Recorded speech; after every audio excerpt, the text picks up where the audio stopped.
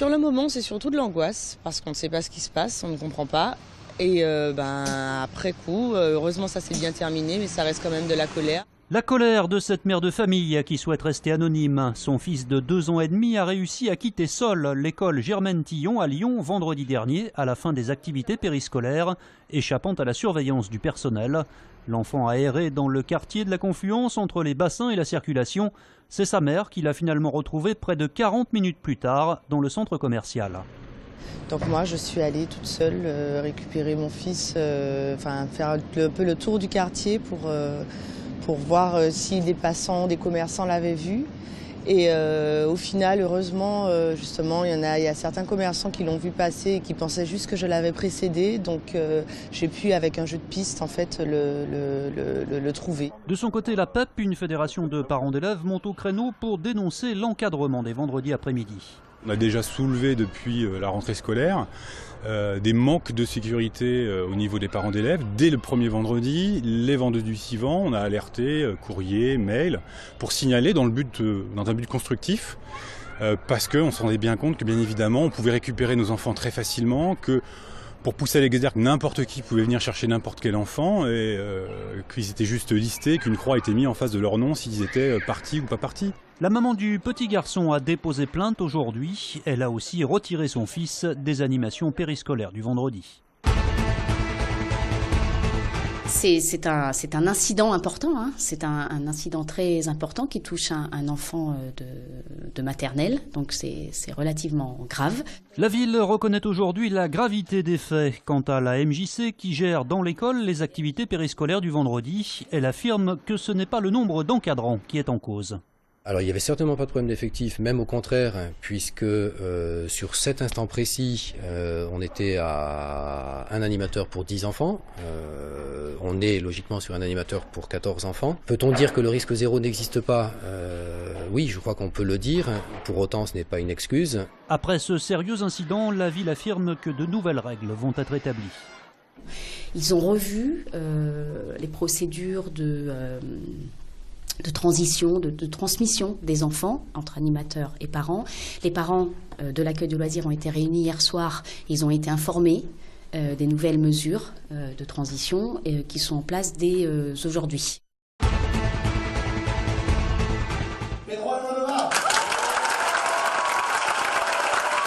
C'est celui que tout le monde attendait depuis lundi, depuis l'ouverture du Festival Lumière. Pedro Almodóvar est enfin à Lyon.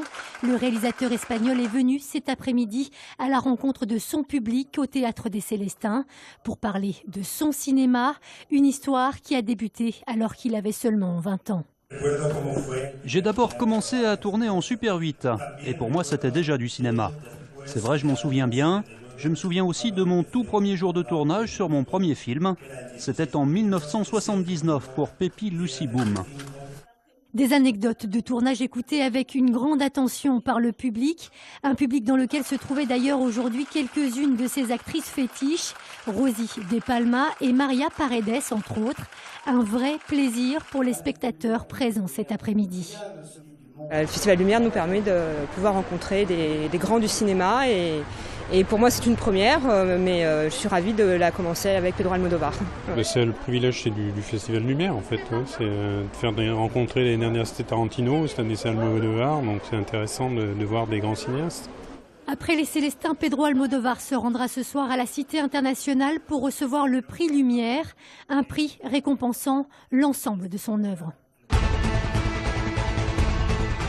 Et sur ce match-là, je pense que j'ai pas été à la hauteur au point de vue investissement mental, tactique et physique. Jordan Ferry n'a rien oublié du cauchemar vécu il y a un an à Montpellier. Une défaite 5-1 qui avait plongé l'OL dans la crise. C'est donc l'heure de la revanche pour le jeune Lyonnais. Suite aux inondations dans l'Hérault, la rencontre se disputera finalement à Gerland et non à Montpellier. Je dirais qu'on va pas changer nous notre style de jeu. On a pu marquer 3 buts à cette équipe de Lille qui aussi n'encaissait pas beaucoup de buts. Donc ce qui prouve qu'on a un potentiel offensif assez exceptionnel. Ce 3-0 face à Lille a définitivement remis l'OL dans les rails. Les objectifs sont revus à la hausse. À Tola-Vologe ce matin, le mot podium a même été lâché. On peut l'avoir, on l'aura. On fera tout en tout cas pour être dans ce podium. Mais après, l'année dernière, on a été au pied du podium et c'est une bonne place aussi. On est un groupe très compétitif et je sais que moi et mes coéquipiers, on fera tout pour être dans les 3 premiers.